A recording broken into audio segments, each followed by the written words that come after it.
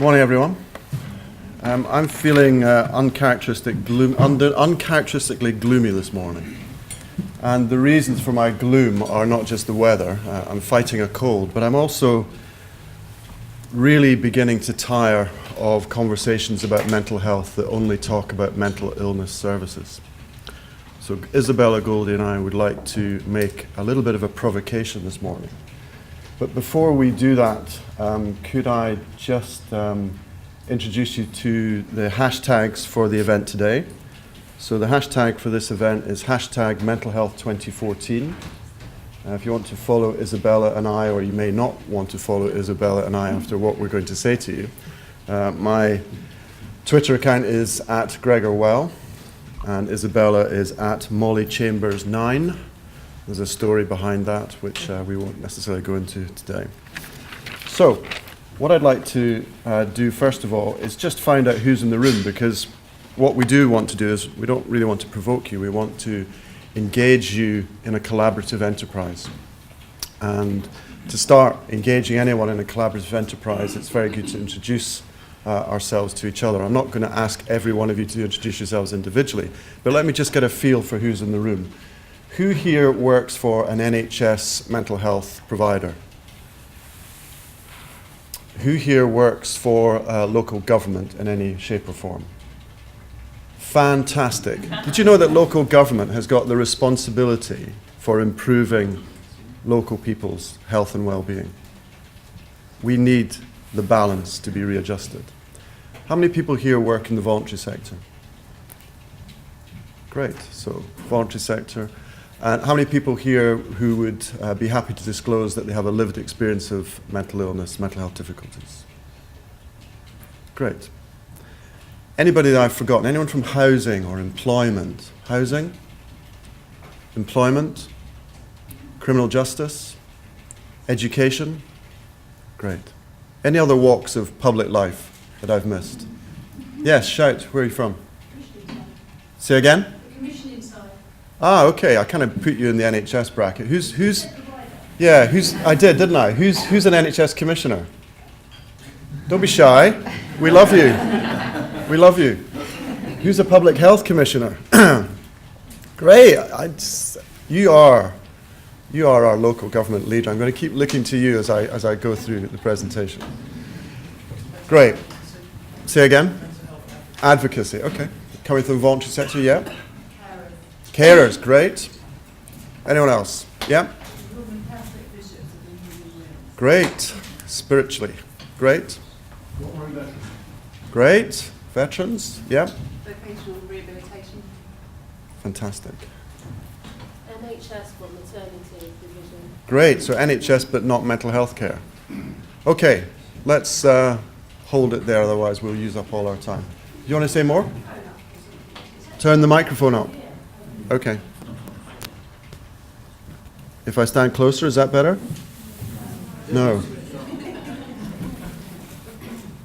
So have I just been talking to myself for the last 5 minutes? It wouldn't be the first time.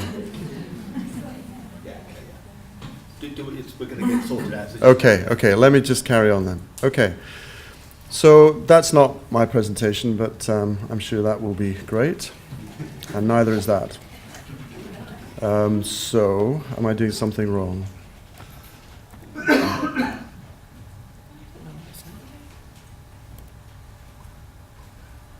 Ah.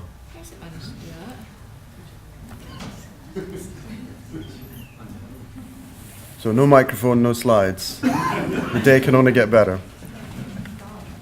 Anyone from the conference organising wish to help us? Okay. So very bizarrely, it's managed to get our first slide, but not. How can I get So out? let me see if I can do this with it. Ah.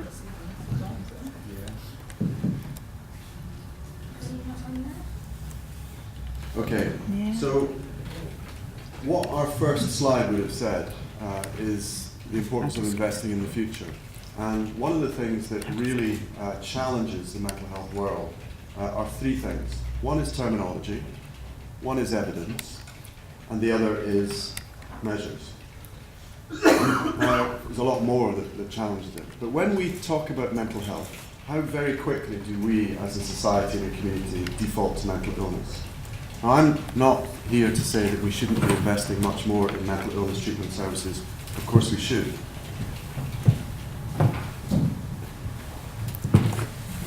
And this government has done more than most to try and address the imbalance. We have some wonderful initiatives, Parity of Esteem, we've got some great strategy documents, but they don't seem to be making the difference that we want to make to the public's overall mental health.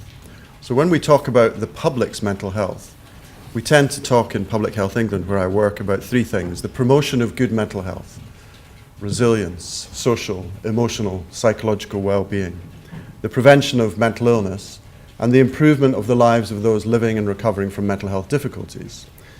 All of this will require a much greater and grander project in relation to improving the nation's mental health than just investing in downstream mental illness treatment services, however important that is. So we have to have a balance and to do two things together. But I don't know if I know that I'm not alone when I say that every time I come to a venue like this, every time I listen to one of our senior politicians talk about mental health, it will take precisely a minute before they start talking about the need to invest in services, which is great. But that leaves 98% of the conversation unconversed, with no national narrative, with no way of asking others to take some responsibility for mental health in our communities, whether that's employers, whether it's a criminal justice system, whether it's education, whether it's our teachers, whether it's our police. And I was at a police meeting yesterday with the Association of Chief Police Officers. They are doing an absolutely fantastic job of taking ownership of mental health and mental illness. Now that's the kind of leadership we need in the future. We can't keep saying over and over again that to do more for mental health in this country is to spend ever-increasing scarce resources in downstream mental illness services. We have to go upstream. And Isabelle will give the reasons why we're doing that. So this is just the challenge. Where is the balance? So despite increasing awareness and commitment, and there is some wonderful work, but nothing stays the same. And we have to now start moving to the next stage. And part of this next stage is opening up the conversation about how do we improve the public's mental health and how do we prevent mental health problems and reduce their impact and address the key social determinants of what will determine whether we have the ability to recover from mental health problems or not. So the discussion is dominated by mental illness and often pejorative. £105 billion lost to mental illness. You don't hear those headlines, lost to cancer. Any new investments targeted at downstream services, which is great. A low understanding of what good mental health means and the benefits of good mental health to overall health and well-being. An incredibly low investment in promotion and prevention, and poor evidence of real embedding and integrating across other issues. Why do we need a mental health and employment strategy? We need an employment strategy that has mental health at its heart. And the major social determinants remain the biggest challenge to addressing the nation's mental health, its mental distress, and living and recovering from mental health problems. Isabelle.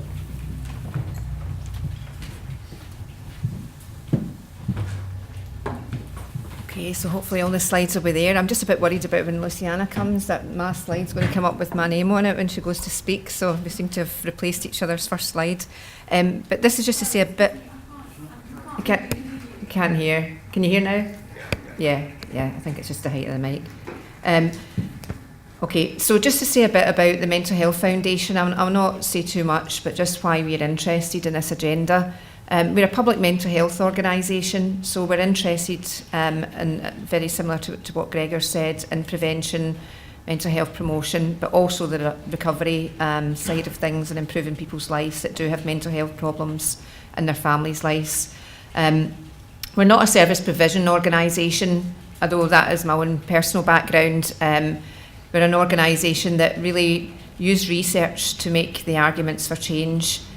We campaign, we provide public information, we run public campaigns, We also work at policy level, and we also look to develop approaches that are going to work for people out in the field.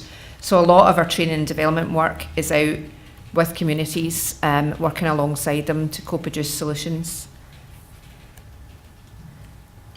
So our focus over the next 5 years is public mental health. It has been for the last 60 years, I think maybe 65 years now. And that's to work to improve, promote mental health.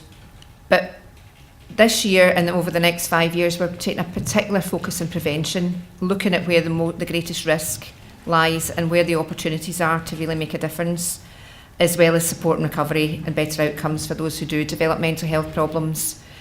You'll see as I go through the slides that actually these are very interlinked, particularly prevention, because really our thinking in prevention, and much as many people's thinking in prevention, is that it goes through a number of levels, all the way through to people who have mental health problems and help to prevent further recurrence of episodes of crises, trying to ameliorate symptoms and reduce the duration of crisis points as well. But we want to do this proportionately, so we're taking a strong focus on inequalities over the next 5 years. It's been something over the last 2 or 3 years that we've begun to build quite a programme of work looking at inequalities, but we really recognise that unless we have a more equitable approach, unless we actually look at where the prevalence is, who's most at risk, and actually tailor some of those approaches, then we're actually not going to meet the needs of people who most need to have the solutions. So why inequalities?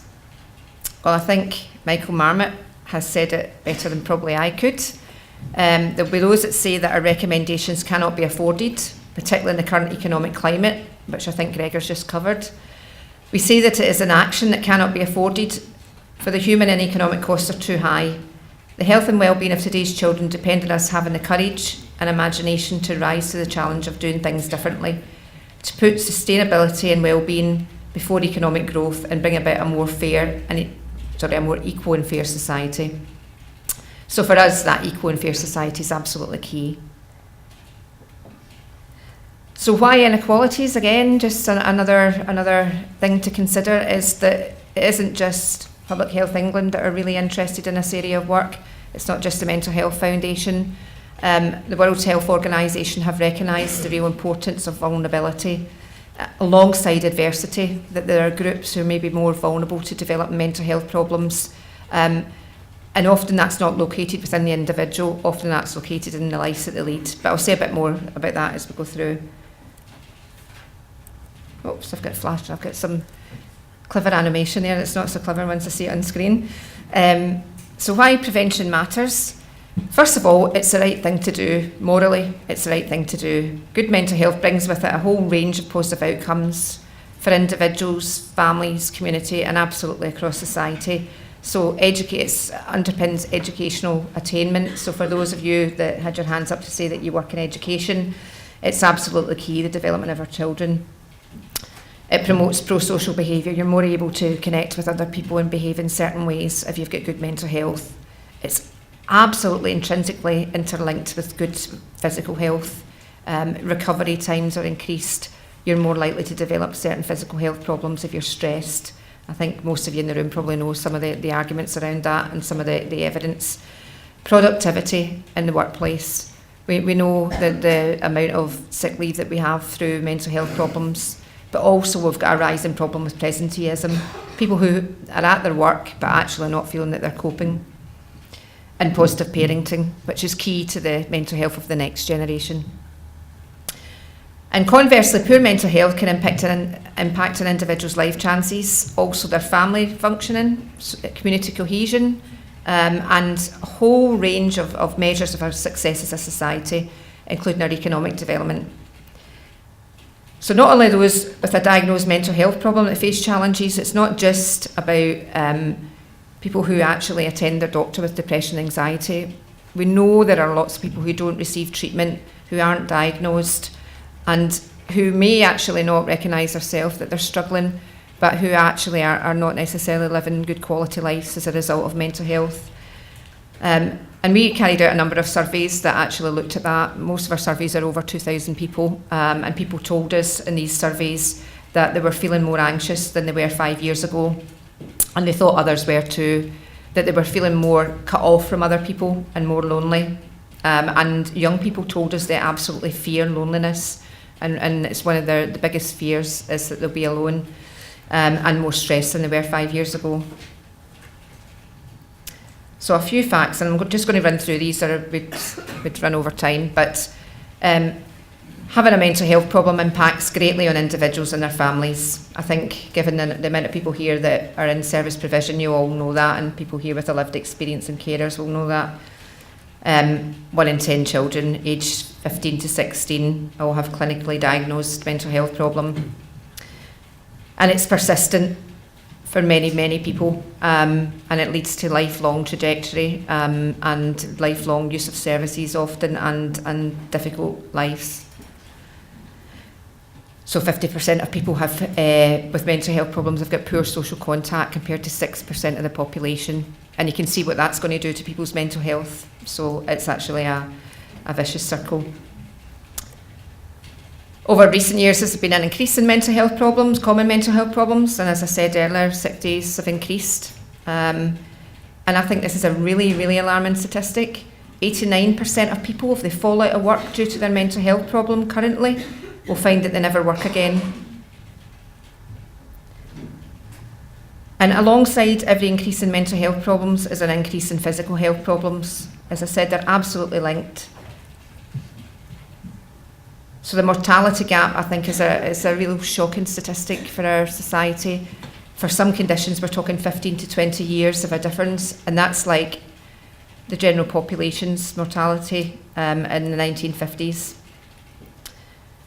Depression is more common, and it's got worse outcomes for 60% of the people who are living with long-term conditions. So not only does mental health actually act as one of the determinants in terms of your physical health, if you have a physical health problem, you're more likely to have a mental health problem. And that's, I think most of us have got family members or have had conditions in our own life where we know that if you develop a condition where you're in pain or you worry about the future, or it's unpredictable or life-limiting in some way, that you actually, it's really difficult to stay positive and to not struggle with your mental health. And stigma is a fairly major issue, and that really limits people's lives, both in terms of coming forward and asking for support, but also in terms of going and taking risks in life and taking up opportunities like employment and education. 5 minutes. Okay. So very quickly, there's a whole lot of costs attached. I'm just going to speed through these. I'm going to mention conduct disorder because I haven't said a lot about children, and they're quite key to very key to the prevention agenda. So conduct disorder can lead to adult antisocial personality disorder in 50% of cases. And actually, the higher up the level of support you need, so the greater the degree of your mental health problem in terms of what it does to your life and also the severity of it, the higher the costs. People with mental health problems are more likely to be economically inactive, which I've mentioned already. And you can see £23.1 billion per year lost in terms of output. But basically no other health condition comes close to mental health problems in relation to the combined extent of the prevalence, the persistence, and just the breadth of the damage that's produced, which in itself is just a really compelling argument. So what can be done? Well, across the life course, most adult and adolescent mental illness begins in childhood, so starting early. We know that adverse childhood events have a real impact on adult mental health. There are interventions that have already been reviewed that we could be looking at, and we could be looking at rolling out now, which are home visiting and family-based interventions, and they're particularly effective for vulnerable preschool children. At the other end, because we do need to invest in children and young people, and that obviously will set us up for the future, but there are many, many people who are older now and not in their childhood, so we need to think about who's around at the moment and also think about later life, and there's lots of risk factors there in terms of grief, loss of status, loss of employment, retirement. Just brings a whole life change for people. So we need to be thinking about older people too, and loneliness is a key factor. What else can be done? Well, we can take advantage of the settings that we have. They can damage mental health, as we well know, but they can also be a place where you've got a captive audience and you're actually able to do quite systematic work. So there's been systematic reviews that have looked at whole school approaches, that's tiered approaches that look across the whole school, the ethos, the culture, the curriculum, but then focus down on children who are more at risk. And in the workplace, mindfulness has got a growing evidence base, and workplace reorganisation, basically to increase the control that people will have over their work and the ability they say that they have in decision making can make a real difference. Okay, so what can be done around targeted approaches? You've seen my next slide. In terms of vulnerable groups and in terms of inequalities, we really need to think about that in a very embedded way across all that we do in schools and workplaces. However, we also need to be thinking as well, are there extra things we need to do, specific things we need to do for people that are actually facing quite difficult lives? So people who experience discrimination, poverty, and other forms of health problems. So we've got a long road to go in that agenda to understand what works for who, to think about why some people who should be having very difficult lives actually end up being really pretty resilient, and there's a lot to learn there from communities, and also the impact of the intersectional inequalities that people experience when they have more than one area that they're discriminated against. So there's work that's been going on within my own organisation around refugees and asylum seekers. And there's masses of work out there in the communities, and I absolutely know that, but we've not necessarily been able to evaluate and capture it, and you won't find it in the systematic review literature. So just lastly, we'd call for an embedded approach, where we think about an embedded proportionate approach, where we think about universal work and interventions. So the whole school approach was a really good example of that, where we think about all children, but then where you focus down and put your greatest resources where the greatest level of risk is. And also, just one other plea before I hand back over to Gregor, is that we think across 4 levels. Very often, in public health, more generally, we forget that not all decisions and all controls located with individuals. Very often individuals can change health-related behaviours, but there's a lot that they can't necessarily change. There's a lot that's to do with the community that they live in, the family dynamics that they live in, and also the structural issues in society that sometimes reinforce the difficult lives that they have. So we need to be thinking across all of these levels. And I think I just about made it, so I'll hand you back to Gregor. Let's go to the questions and then we can... Okay. Are you finished? Yep. Yep. That's great.